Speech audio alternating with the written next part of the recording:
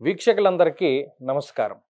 మే నెలలో మీకు ఏ విధమైనటువంటి ఫలితాలు కలగబోతూ ఉన్నాయి అనేటువంటి విషయాన్ని మనం ఈ వీడియో ద్వారా క్లుప్తంగా తెలుసుకునేటువంటి ప్రయత్నం చేద్దాం. కర్కాటక రాశి వారికి మే నెలలో ఉండేటువంటి గ్రహస్థితిని గమనిస్తే, ప్రత్యేకించి ఈ రాశి వారికి 9వ స్థానంలో ఉండేటువంటి శని కుజుల యొక్క యుతి ఆ దోషం పోతూ ఉన్నది. దశమంలోకి కుజుడు వస్తూ ఉన్నారు. అలాగే దశమంలో ఉండేటువంటి రవి గ్రహం ఆయన ఏకాదశ స్థానంలోకి వెళుతూ ఉన్నారు. ఈ మాసంలో ఏకాదశ స్థానంలోనే బుధ శుక్రుల యొక్క సంచారం ఉండబోతూ ఉన్నది. ఇక్కడ మీరు గమనించదగ్గ విషయం ఏంటి అంటే, గత మాసంతో పోల్చుకుంటే అనుకూలించేటువంటి గ్రహాల యొక్క సంఖ్య పెరుగుతూ ఉన్నది. ప్రతికూలించేటువంటి గ్రహాల యొక్క సంఖ్య తగ్గుతూ ఉన్నది. కర్కాటక రాశి వారికి ఇది గొప్ప ఉపశమనం. కారణం ఏంటి అంటే 9వ స్థానంలో ఎప్పుడైతే శని కుజులు కలిసి ఉన్నారో డబ్బంతా కూడా అనుకోకుండా పోతూ ఉంటుంది. జూదము, స్పెక్యులేషను, లేపోతే బెట్టింగులని, లేపోతే ఇంకోటని మనసటు లాగేస్తూ ఉంటుంది.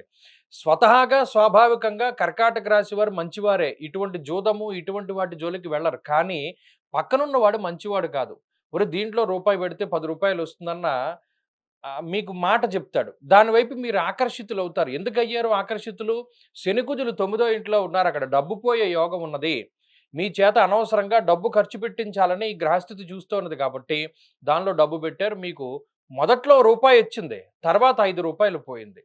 అది తెలుసుకునే లోపే నెల అయిపోయింది. మీ చేతిలో డబ్బులు లేకుండా అయిపోతుంది. అంటే ఈ ఈజీగా డబ్బు సంపాదించాలనేటువంటి దాని మీద మీకు ఆలోచన లేకపోయినా ఇతరులు కల్పించిన ఆలోచన ద్వారా మీరు ధనాన్ని నష్టపోయినటువంటి పరిస్థితులు గతంలో ఉన్నాయి.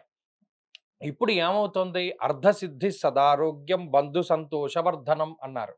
ఇక్కడ ఏకాదశ స్థానమందు దశమ కేంద్రమందు రవికుజుల యొక్క దిగ్బలయుక్తమైనటువంటి స్థితి కోల్పోయినటువంటి ధనాన్ని తిరిగి సంపాదించుకునేటువంటి విధంగా చేస్తుంది. ఆరోగ్యాన్ని పొందేలా చేస్తుంది. ఉత్సాహంగా ఉండేలా చేస్తుంది. సమాజంలో క్రియాశీలకమైనటువంటి పాత్ర పోషించేలా చేస్తుంది. ఉన్నతమైనటువంటి పదవి వచ్చేటువంటి విధంగా చేస్తుంది. అలాగే ఉద్యోగపరంగా ఇది చాలా గొప్పగా ఉపయోగపడుతుంది. అది ప్రైవేట్ రంగంలో అయినా, ప్రభుత్వ రంగంలో పనిచేసేటువంటి వారికైనా, ఆ చేసేటువంటి ఉద్యోగంలో ఉన్నతమైనటువంటి స్థాయిలో అంటే ఏదైనా ప్రమోషన్‌ని పొందాలి అన్నా, లేదా ఏదైనా మనకి ఉన్నతమైనటువంటి పదవి కావాలి అన్నా, ఈ గ్రహస్థితి చాలా గొప్పగా ఉపయోగపడుతుంది. అలాగే ఏదైనా గుర్తింపు లభించడం ద్వారా మీకొచ్చేటువంటి ఆదాయం పెరగడము, దాన్ని ఇన్‌కమ్ సోర్సెస్ పెంచుకునేటువంటి వాళ్ళకి కూడా ఈ గ్రహస్థితి చాలా గొప్పగా ఉపయోగపడుతూ ఉంటుంది. కాబట్టి ఈ మాసంలో ఆదాయం పెరుగుతుంది. ఇది ప్రధానమైనటువంటి విషయం. దానివల్ల గతంలో కోల్పోయినటువంటి ధనాన్ని మీరు తేలిగ్గా సంపాదించుకుంటారు. ఇది 2. మూడో విషయం ఏంటి అంటే ఆరోగ్యం సిద్ధిస్తుంది. ఉత్సాహం ఉంటుంది. ఏదైనా ఒక పని చేయాలి అనేటువంటి ఆలోచన కలగడాన్ని కూడా ఈ మాసంలో మనం ప్రత్యేకించి గమనించవచ్చును. కాబట్టి కర్కాటక రాశి వారికి ఇది గత మాసాలతో పోల్చుకుంటే మెరుగైనటువంటి మాసము. ఇప్పుడు ఈ రవికుజుల యొక్క స్థితే కాదు. లాభస్థానంలో బుధ శుక్రులు కూడా యోగిస్తూ ఉన్నారు. వీరు వాహన సౌఖ్యాన్ని కలగజేస్తారు. ఏదైనా వాహనం మార్చి కొత్త వాహనాన్ని కొనుగోలు చేసేటువంటి స్థితికి గాని, నూతన గృహాన్ని గాని, నూతన ఆభరణాల్ని గాని, నూతన వస్తువుల్ని, వస్త్రాల్ని, గృహోపకరణాల్ని ఇటువంటి వాటిని కొనుగోలు చేసేటువంటి పరిస్థితులకి, లేదా ఏదైనా ఎలక్ట్రానిక్ గాడ్జెట్స్‌ని కొనుగోలు చేసేటువంటి పరిస్థితులకి కూడా ఈ గ్రహస్థితి కారణమవుతుంది. అంటే ఇక్కడ మీరు డబ్బు ఖర్చు పెట్టినా మీ చేతిలో పుష్కలంగా డబ్బుంది.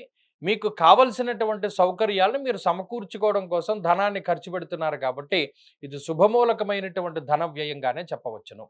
అలాగే ఈ రాశి వారికి 12వ స్థానంలో గురుడు కూడా అదే రకమైన ఫలితం. శుభమూలో వ్యయశ్చైవః అన్నారు. కాబట్టి శుభమూలకంగానే ధనాన్ని ఖర్చు పెట్టేలా చేస్తారు. ఇక్కడ అష్టమంలో రాహు ఉన్నారు. 9వ స్థానమందు శని ఉన్నప్పుడు చాలా జాగ్రత్తగా కొన్ని విషయాల్లో ఉండాలి. ఏంటండి ఆ విషయాలు అంటే మనం భోజనం చేసేటువంటివి అంటే తినేటువంటి ఆహారము సరిగ్గా జీర్ణము కాకపోవడము, లేదా సరైనటువంటి సమయానికి భోజనం చేయకపోవడం ద్వారా గ్యాస్ట్రిక్ సమస్యలు, ఎసిడిటీ లాంటి ప్రాబ్లమ్స్, వెన్నుపాముకి సంబంధించిన సమస్యలు, స్కిన్ ప్రాబ్లమ్స్, లేదా తినేటువంటి ఆహారంలో ఏదైనా విషపూరితమైనటువంటివి అంటే ఎక్స్‌పైర్ అయిపోయినటువంటి ఫుడ్స్ మీరు తీసుకుంటూ ఉండడము, లేదా ఏదైనా చిన్న చిన్న పురుగులు మీరు తినేటువంటి వాటిలో కనబడడము, లేదా ఎప్పుడైనా జీవితంలో కొంత విషపూరితమైనటువంటి జంతువులు మీ చేతికి, మీ కంటికి కనబడుతూ ఉండడం, ఇటువంటి వాటికి అన్నిటికి అవకాశం ఉంటుంది. కాబట్టి అటువంటి వాటికి కొంత జాగ్రత్తగా ఉండండి. మీరు తినేటువంటిది చక్కగా రాహువు మీరు గమనించండి. చీకటి ఎక్కడుంటే అక్కడ రాహువు ఉంటాడు. ఆ రాహువు యొక్క మాయని తొలగించుకోవాలంటే లైట్ ఉండాలి. మీరు భోంచేసేటప్పుడు పుష్కలంగా లైట్ ఉండాలి. ఏం తింటున్నారో మీకు తెలిసుండాలి. అంటే ఫోను పాముకుంటూ తినకూడదక్కడ. గ్రహస్థితి బాగాలేదు గాబట్టి, మీరు తినేటువంటి ఆహారాన్ని ఒళ్ళు దగ్గర పెట్టుకొని, చూస్తూ తింటూ ఉండడం ద్వారా, ఆ 10 నిమిషాలు ఆ పనయిపోతుంది. తర్వాత మీకు నచ్చింది జేసుకోవచ్చు. కాబట్టి కర్కాటక రాశి వారికి ఈ మాసంలో ప్రధానంగా స్వయంకృతంగా చేసుకున్నటువంటి విషయాల పట్ల ఆరోగ్య సమస్యలొస్తాయి గానీ, గ్రహస్థితి వల్ల కాదు. అది గూడా రాహువు వల్లే అనేటువంటి విషయాన్ని గూడా మనం దృష్టిలో బెట్టుకోవాలి. కాబట్టి ఈ మాసంలో అటు ఆర్థిక పరిస్థితులు మెరుగవుతూ ఉన్నాయి. ఉద్యోగ, వ్యాపార పరిస్థితులు బావుంటూ ఉన్నాయి. అన్ని రకాలుగాను గత మాసంతో పోల్చుకుంటే ఇది మెరుగ్గా ఉంటుంది. ఆరోగ్యం పట్ల శ్రద్ధ అవసరం. మరింత అనుకూలమైనటువంటి ఫలితాలను ఈ రాశివారు పొందడానికై ఈ మాసంలో ఖచ్చితంగా ప్రతి శుక్రవారం నాడు వీలుంటే రాహుకాలంలో దీపారాధన చెయ్యండి.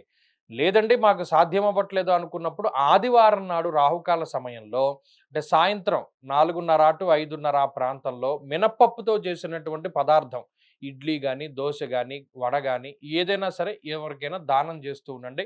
తత్ఫలితంగా రాహు దోషం పోతుంది. ప్రతిరోజు కూడా అమ్మవారి యొక్క ఆరాధన లేదా అమ్మవారి దగ్గర దీపారాధన చేయడము, దేవీ ఖడ్గమాల గానీ, లేదా దుర్గా సప్తశ్లోకి గానీ, లేదా ఏదైనా ఒక శ్లోకం అమ్మవారిది చదువుకుంటూ ఉండడం ద్వారా కూడా రాహువు యొక్క మాయ నుండి మీరు బయటపడతారు. స్వస్తి.